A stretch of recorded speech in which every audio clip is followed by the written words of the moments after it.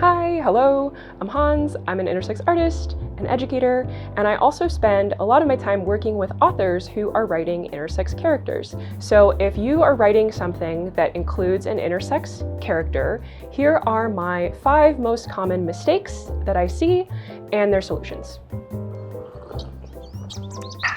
Thanks for coming to my writing retreat. So first, I think it's important to start with a little bit of context. Number 1 disclaimer is always that no single person can ever speak for an entire group, of course, right? I'm just somebody who does a lot of work on education and representation, so I'm able to talk about the patterns in general that I've seen. Something else that's worth pointing out too is that I think intersex people within our communities have been burned a lot. There's definitely a lot of wariness about if someone who's not a part of the community is wanting to come in and tell these stories, and I think for good reason. One of the best illustrations of this, I think, is there's a list of intersex own voices books that are written by intersex people themselves, intersex main characters, and that list is only about 30 or so long, right? So it'd be pretty cool if we could get a little bit of a running start. But also the intersex community is pretty small. So if you're only about 1 to 2% of the population, you can't do everything yourself. And so the philosophy that I've landed on as to non-intersex people writing intersex characters is that there's a big difference between writing about a pain that is not yours, that you haven't experienced, versus writing about a world that is just home to all kinds of people.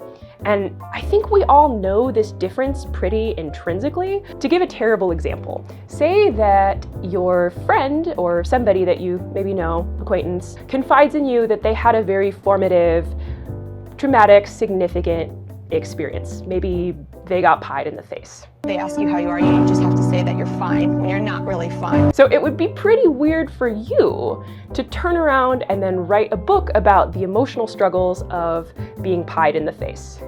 Like, that's kind of weird, right? Like, that seems to me like capitalizing on someone else's pain and using the novelty of that experience to sell books.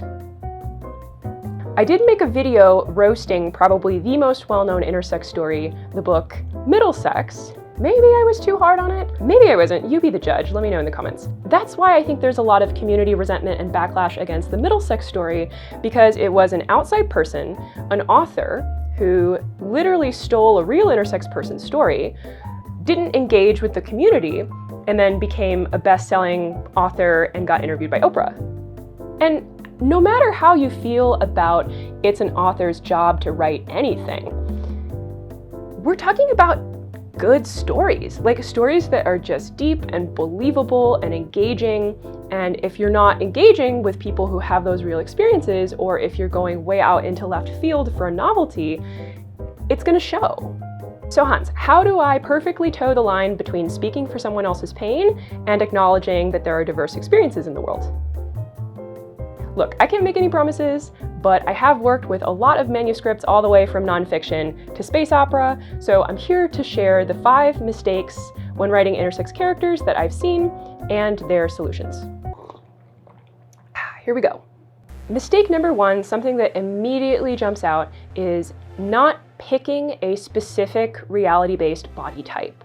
I have a whole series of videos where I explain some of the different ways that intersex anatomy can develop. Go check those out later.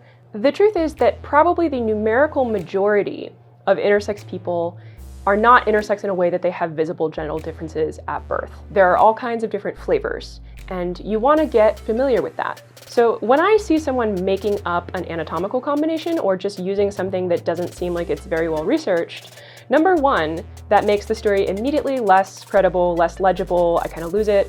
And number 2, I think that causes more problems for those of us who already face so much stigma in the real world. Oh, an intersex, like in the book with the alien with 3 penises. Yeah, kind of like that. Maybe the number 1 red flag for me is the phrasing of both, which I keep saying is not technically possible. The framing of both for me always reads as really stigmatizing and or really under-researched. So the natural solution to this one is to do your research, look up different variations by the name of the medical diagnosis. So I don't say this because I want you to write about intersex in a medical way. Intersex is, in my mind, much more of a social category of experiences than it is defined by a specific medical term, but those medical terms will give you the blueprint to write an experience that is legible. So knowing about the different body patterns that a person has is going to make your story good. So for example, you should be able to answer questions like, okay, did they have surgery as a baby? Who knew about that? Did they know about that? What is their puberty experience going to be like? What are their hormone needs going to be like? What are their current medical, hormonal, anatomical details, and how do they feel about those things, and who knows about those things? Knowing those answers in a way that is grounded in reality is what's going to take your character to a believable place. The number 2 issue that I see is ignoring race and ethnicity, or maybe not having as deep of an analysis of how those factors come into play. So obviously, if you're an intersex person who faces racism, that is very different than being a white intersex person. And we see this in the historical context. There are people who have spent a lot of time making awesome resources talking about this. Go check out Intersex Justice Project. Go and check out the book reports that the artist Alok does. They really illuminate how the treatment of intersex people have come from colonialism, have come from white supremacy, eugenics. That's a piece of the puzzle that's really critical to always remember. So white people might be freakish, right, because they're intersex, but they might be seen as more reparable by a racist medical institution. And the second reason why I say this is because, of course, being intersex is deeply contextual. This is a bonus, this is a 2.5. I think a lot of times people get the impression that intersex people feel stuck between gender roles or something like that. But in my mind, the pattern is much more of being made to feel like not enough of one of the binary gender roles, assuming that you're in a culture that is raised with, male, female, social gender roles that correspond with reproductive anatomy. So of course that is culturally dependent, highly specific. How is that character made to feel like they are not enough of either a man or a woman, depending on which one they're raised as, and how do they reconcile those differences? As far as a solution, again, kind of a cop-out, but the answer is do your research. And to give an example, since I can only speak for myself, what does being intersex do to the experience of a person who's being raised to be a white woman? Well, in my experience, some of those things, that white femininity stuff, is supreme conflict avoidance, supreme numbing of the body. There's a lot of disconnect. You're taught to distrust your body, distrust your intuition, especially when it benefits men. Me, as a white person, I am just terrified of having a body, legs. I have legs. You might be raised in a way that's kind of passive, that tells you that you are dainty or supposed to be protected, and of course that you are supposed to want to have biological children. So the question then, as always, is how does your anatomy conflict with those expectations of your upbringing and your culture, both from people within and without that culture, and how do you feel about that?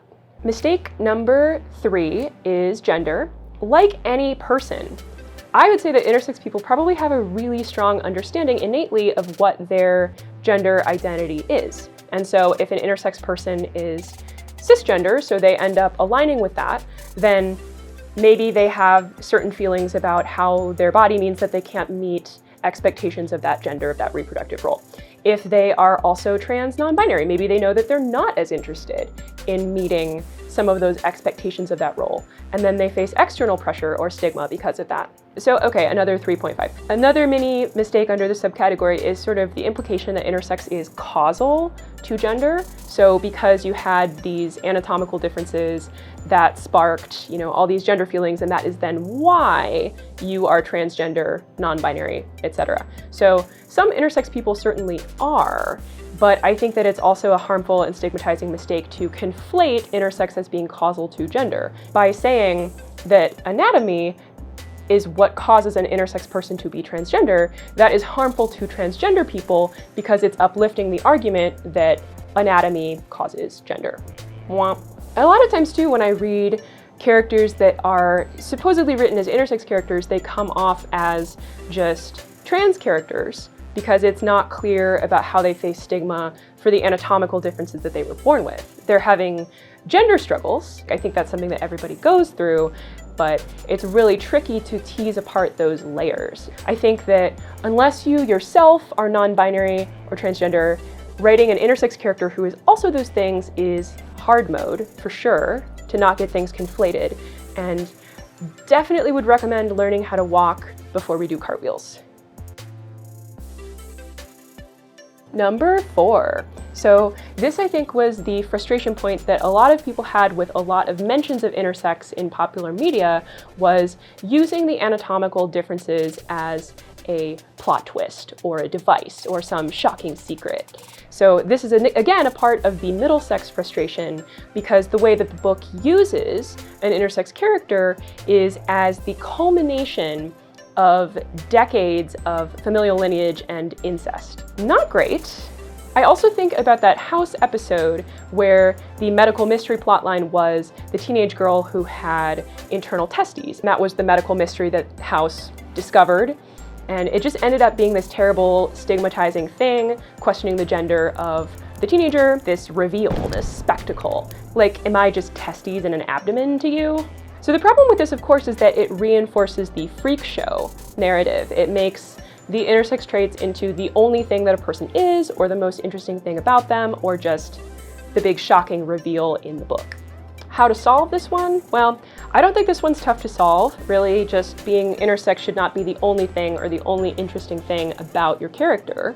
And I would question when you are talking about the anatomical differences, because people only tend to try to talk about like genitals, anatomical differences with trans and intersex characters, and not with any other characters. So it's a really tricky line to figure out, how do I code and make sure that it's legible that this is an intersex character without talking about anatomy, genitalia, in weird places that just seem icky. And the question that I would ask to try to root that out would be, is the discovery of those intersex traits happening maybe in the middle or later on in the book, and is it kind of a big reveal moment? The 5th thing that I notice authors doing sometimes is not coding intersex in a way that makes sense for your story. So say that it's like a cool medieval vampire fantasy, everybody's LARPing, running around in the woods, the characters are like, oh, I want to kiss you. Oh, I want to suck your blood. But then one of the characters turns around and is like, when I was a baby, doctors told me that I was different and I was diagnosed with what? Intersex people have always existed in every context, and I want to see intersex characters in cool fantasy stories. But we have to remember that the framing of intersex as a medical thing is super duper recent. So the clearest solution for this one is to find a context-sensible way to code that this is an intersex character. So how do they face stigma because of anatomical differences in their context? And not all intersex people are visibly, I don't know what that even means, but you can't tell someone's intersex necessarily by looking at them, right? So you need to figure out what that specific realistic-based body type is and how they would face stigma for having those differences in their context. How are we doing so far? Hopefully good. If you still have questions, feel free to leave me a comment. If you are looking for some more in-depth review on a manuscript, contact me. As usual, if there's anything at all that you're interested in hearing more on, leave me that note down in the comments. And until then, I will see you next time.